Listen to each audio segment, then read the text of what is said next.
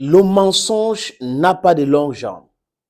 Si vous mettez d'un côté, les amis, la vérité et le mensonge, prenons l'image, cette métaphore de l'immeuble, où on a l'escalier et on a l'ascenseur. Mettez le mensonge dans l'ascenseur et la vérité, demandez à la vérité de monter à travers les escaliers, la vérité va finir par gagner, donc triompher. On disait ici que ce sont les Ukrainiens, compte tenu de certains éléments à notre disposition, qui ont essayé d'assassiner Vladimir Poutine, qui ont essayé de faire exploser les charges dans un bureau de Vladimir Poutine au Kremlin et à la Douma. Mais bon, c'était un peu minime comme charge. On parle de 400 kilotonnes de TNT. Je lis tous les jours. Maintenant, comme c'était gravissime, les médias mensonges sont montés sur le créneau en disant non, ce n'est pas vrai, vraiment, ce n'est pas l'Ukraine ne peut pas faire ça. Et le mythomane en chef, Volodymyr Zelensky, est allé à La Haye où il demandait d'arrêter Vladimir Poutine. C'est-à-dire que l'incohérence gagne certaines personnes. Lui, il demande cela alors que son pays n'est pas signataire à ce traité de Rome. Donc, il ne fait pas membre, il n'est pas membre. Il ne reconnaît pas la Cour pénale internationale, mais il veut que la Cour pénale internationale arrête quelqu'un d'autre qui ne reconnaît pas cette Cour pénale internationale. Bref, c'est un autre sujet, les amis. Il a menti aux Pays-Bas que l'Ukraine n'est pas sur le territoire russe, que l'Ukraine n'a jamais essayé d'assassiner Vladimir Poutine, bref, assassiner quelqu'un sur le territoire russe. Il a nié même tous les sabotages. Mais après, ces mêmes médias, comme ils ne regardent pas les émissions, c'est-à-dire que quand il finit de parler, il rentre chez eux, il vient encore parler, il rentre chez eux, il ne se rend pas compte qu'il y a des archives de leurs propres dits sur leur même plateau. Ils se contredisent tous les jours parce que c'est des propagandistes malsains. Les amis, ils ont dit ici que l'Ukraine n'a jamais tenté. Volodymyr Zelensky a dit l'Ukraine n'a jamais essayé d'assassiner XY. Et ça montre la mauvaise foi de ces gens. Vous savez, le mensonge est très, très difficile à gérer. Très, très difficile. Quand vous voyez quelqu'un qui ment, il est toujours incohérent. Parce qu'il va dire quelque chose aujourd'hui, demain il dit tout autre chose. Parce qu'il ne se rappelle pas. Alors que la vérité, on est toujours lucide quand on raconte des choses vraies. On dit des choses comme ça se présente. On n'a pas besoin d'aller chercher matin, midi pour essayer de torpiller. Non, on raconte les faits et rien que les faits. Et si on raconte les faits, rien que les faits, c'est facile de se rappeler de tout ce qu'on a dit. De arrêter de se tromper ou de se dire. L'Ukraine n'a jamais tenté, l'Ukraine n'a jamais assassiné. Regardez maintenant le chef des services secrets ukrainiens qui affirme qu'ils ont déjà assassiné des gens en Russie. Je crois que c'est un peu clair aujourd'hui. Donc, ceux qui disent que Dmitry Medvedev, les autres sur les chaînes RT, la directrice générale de RT International, sont des faucons, sont des va-t-en-guerre, sont des gens qui veulent du mal, vont devoir revoir leurs leçons. Vous ne pouvez pas demander aux gens dans leur pays de ne pas faire ce qu'ils veulent, mais vous imposez votre désirata. Ukraine, qui assassine les gens en Russie, vous demandez à la Russie de ne pas assassiner les gens en Ukraine. C'est cohérent? On est en train de parler des vies humaines. On est en train de parler des êtres humains qu'on est en train de tuer à travers les cadeaux empoisonnés, les lettres, les explosifs, la voiture. C'est de ça qu'on est en train de parler ici. Là. Vous vous réjouissez quand l'Ukraine vous dit aujourd'hui que non, nous on a fait ça. Ah oui, l'Ukraine, vraiment, ils sont forts, ils sont ceci, ils sont cela. Hier, vous étiez en train de dire non, ce n'est pas l'Ukraine. Et Volodymyr Zelensky, comme ce sont des agences de communication internationales qui gèrent tous vos plateaux, qui gèrent même la communication de Volodymyr Zelensky, qui envoient ce qu'ils veulent à la presse occidentale, ça fait que Vous ne pouvez pas être cohérent. Maintenant, on a déjà attaqué. On veut attaquer. Donc, même les journalistes sur des chaînes de télévision russes, on les attaque. On veut les assassiner. On a déjà assassiné certains. Et vous voyez des journalistes sur un plateau qui ne condamnent pas cela. Mais il faut voir demain. Si la Russie fait la même chose, c'est là où ils vont venir commencer à condamner. Mais nous gardons tous ces podcasts, nous gardons tous ces clips-là pour vous montrer ce que vous êtes demain. Parce que vous ne pouvez pas vous réjouir du fait que l'Ukraine passe son temps à assassiner les blogueurs russes, menace d'assassiner les journalistes russes qui défendent leur pays ou qui font leur job. Pendant ce temps, vous faites votre job, personne ne vous menace de mort, personne ne veut vous assassiner. Franchement, la dictature est de quel côté? Ah, c'est pas sérieux. La dictature est donc de quel côté? Chacun peut faire son idée. Des vrais dictateurs, c'est ceux qui prétendent être des démocrates. Des vrais propagandistes, c'est ceux qui prétendent être des journalistes libres, alors qu'ils sont liés, ils ont les mains liées. Ils prennent toutes les informations, les briefs à travers ces agences-là qui manipulent l'information. Mais heureusement que l'opinion mondiale a d'autres moyens d'avoir de la bonne information.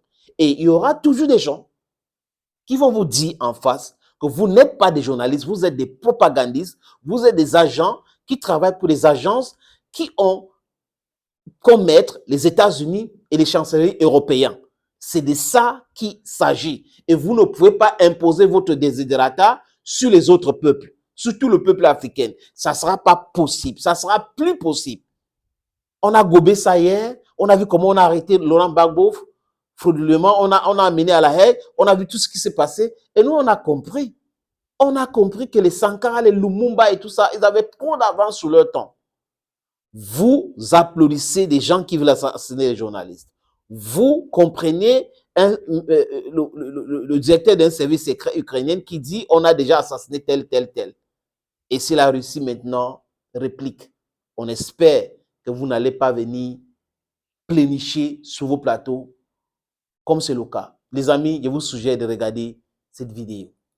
Juste avant, donc, la petite phrase qui révèle l'implication ukrainienne dans les assassinats. L'implication ukrainienne sur les assassinats sur le sol russe. Le militaire décide donc de jouer carte sur table. Jusqu'à présent, Kiev gardait le silence sur ces attaques. Eh bien, c'est terminé. Donc Kiev vous manipule. Assumé, c'est presque revendiqué. Voici les indispensables avec Quentin Bérichel. Vous allez voir certains détails de certaines personnes qu'on a déjà assassinées. Vous allez voir. Bonsoir Quentin. Bonsoir David, bonsoir à tous. Et d'abord, au nom de toute l'équipe, joyeux anniversaire. C'est un peu ça, ces gens. Ils sont comme ça. Ça dit, on va voir, vous allez voir quelques détails aujourd'hui, les amis. Petit, mais le cœur y est. Joyeux anniversaire, Quentin. Très gentil. Bien, d'abord, rappelez-nous qui est Kirilo Boudanov. Alors, Kirilo Boudanov, c'est cet homme. Il a 37 ans. C'est un ancien soldat ukrainien, aujourd'hui chef du GUR, le service de renseignement de l'armée ukrainienne. C'est un pilier du pouvoir, proche de Volodymyr Zelensky, un de ceux qui dirigent les coups d'éclat ukrainiens sur le champ de bataille, mais pas seulement. Au moins 2 fois ces derniers mois, il a semblé laisser entendre, sans le revendiquer, que l'Ukraine frappait sur le territoire russe. Écoutez bien. La semaine dernière, il avait d'ailleurs eu cette formule. Nous avons tué des Russes et nous continuerons. Nous avons tué les Russes et nous continuons à tuer les Russes. Volontairement flou sur ses significations. Cette fois, il franchit le pas. Boudanov était interviewé par un journaliste ukrainien dans son bureau lorsque le journaliste lui demande sans détour si les propagandistes de Poutine, notamment ceux de la télévision russe, peuvent être une cible pour lui. Journalistes. Voici sa réponse. Але якщо дійде до цього часу, чи дістанемо огидного Соловйова, Дугіна, Симоньян, чи є вони мішені? Ну, давайте так, дуже багато кого вже дістали. Є такі on les a déjà attaqués. які стають достоянням суспільства, як то кажуть. Ceux qui travaillent pour les télévisions russes. Certains ont déjà été atteints dans les médias russes. Ils ne condamnent pas, regarde, ils ne condamnent pas. Le chef du GUR ne cite un pas journaliste. Quels sont ceux qui viennent à l'esprit? Lorsqu'on regarde dans le rétro et les attaques ciblées sur le territoire russe, le nom qui apparaît immédiatement, c'est lui, Vladem Tatarsky, propagandiste dont le blog pro-Wagner était l'un des médias les plus importants en Russie. Il a été tué il y a 1 mois et demi dans ce fameux attentat à la statuette piégée dans un bar de Saint-Pétersbourg. Le FSB accusait les Ukrainiens d'être à la tête de l'opération. Boudanov semble ici le confirmer. Voilà. Plus récemment, on pense également à Zakhar Prilepine, écrivain ultranationaliste, lui aussi très Ça veut dire quoi, médiatique. ultranationaliste? Donc, il blessé ne lors doit de pas aimer l'explosion son de sa pays, voiture la semaine Seigneur. dernière à Nijni Novgorod, en plein cœur de la Russie. Et justement, lors de l'interview, la question sur Prilepine est posée à Boudanov. Écoutez sa réponse. Прилєпін це попадає під Іди ви. Коли ви переходите на особистості, то я мушу вам відповісти, як класично відповідають будь-які спеціальні Il ne peut служби pas ni світу. Ми confirmer не ni можемо infirmer коментувати cette дану information. Ça veut dire que c'est ситуацію, vrai. дану інформацію не можемо підтвердити або спростувати. C'est En vrai. langage d'espion, Ils le ont fait tué qu'il quelqu'un. n'infirme pas Parce que presque valeur de confirmation. Bon, je reviens à la première partie de l'interview. Boudanov ne semble donc pas exclure que les noms cités par le journaliste qui l'interviewe puissent être considérés comme des cibles à l'avenir. Oui, et ces noms, vous les avez entendus. Le journaliste en cite 3. D'abord le premier, Vladimir Soloviev, 59 ans. Petit rappel, vous avez l'habitude de le voir sur ce plateau, c'est l'un des animateurs les plus populaires en Russie. On le voit très souvent sur ses plateaux de télévision, parfois même sur le front. Il assume la propagande pour le Kremlin. Le deuxième il assume cité, la communication c'est pour son Margarita pays. Vous Simonova. parlez de Vous la connaissez propagande. peut-être moins. C'est la directrice de la chaîne Russia Today. On Journaliste. vous montre presque quotidiennement des Oui. extraits de son émission où elle et ses invités appellent régulièrement à détruire l'Occident, en appel à l'arme nucléaire contre l'Ukraine ou encore contre l'OTAN. Enfin, le troisième nom, et c'est intéressant de le noter, eh bien, c'est Alexandre Douguine, 61 ans. Alors, il ne s'agit pas là, à proprement parler, d'un propagandiste, mais d'un philosophe, idéologue ultranationaliste russe, l'un des plus influents Ils appellent auprès les de Vladimir journalistes russes Poutine. des propagandistes. Rappelons Ils que s'appellent, lui a ils se déjà été considèrent victime comme d'une journalistes. tentative d'assassinat en septembre à la voiture piégée. Mais c'est sa fille, Daria Dugina, qui a été tuée dans l'attentat. Et Sur pas ce condamné, dernier point, pas ces pseudo-journalistes Boudanov en ne France. contredit pas le journaliste lorsqu'il déclare que les Ukrainiens ne sont pas à l'origine de cet attentat. C'est ça, il fait le distinguo, effectivement. Merci, Quentin. Voilà, les amis, vous avez compris. On a là des journalistes ciblés par les services secrets ukrainiens sur des chaînes de télévision, des individus qui défendent leur pays, qui aiment leur pays, qui sont des patriotes. Et vous avez sur notre plateau des journalistes donneurs de leçons qui applaudissent parce qu'ils ne condamnent pas. On dit, on a attaqué les journalistes, on a fait ceci. Mais aujourd'hui, en Occident, ils appellent les journalistes russes les propagandistes. Toute personne qui dit le contraire de ce qu'ils disent concernant ce qui se passe en Ukraine ou dans le monde est considérée comme un propagandiste pro-russe. Donc les gens ne sont pas libres, ne sont pas indépendants. Les gens ne doivent pas donner leur avis à ce qui concerne la politique internationale ou la façon où ces gens-là sont en train de malmener d'autres pays. Non, vous n'avez pas le droit. Si vous dites ça, vous dites le contraire de ce qu'ils sont en train de dire tous les jours, vous êtes propagandiste. Mais je ne comprends pas comment certaines personnes qui écoutent ce genre-ci croient en ce qu'ils disent. Si ce n'est pas parce qu'il y a quelque chose qui ne va pas. Comment des gens se placent sur un plateau? Ils font de la propagande ukrainienne tous les jours. Et de l'autre côté, des gens défendent leur pays de la même façon. Et ils sont considérés comme propagandistes. Et eux, ils veulent qu'on les considère comme des journalistes indépendants alors qu'ils ont les mains liées. Et sur un plateau, on est en train de vous dire qu'on va tuer, on est en train de cibler les journalistes, vos confrères d'autres pays. Vous ne condamnez pas. Et je n'ai pas vu Reporters sans frontières.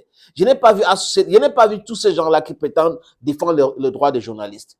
Voilà les éléments.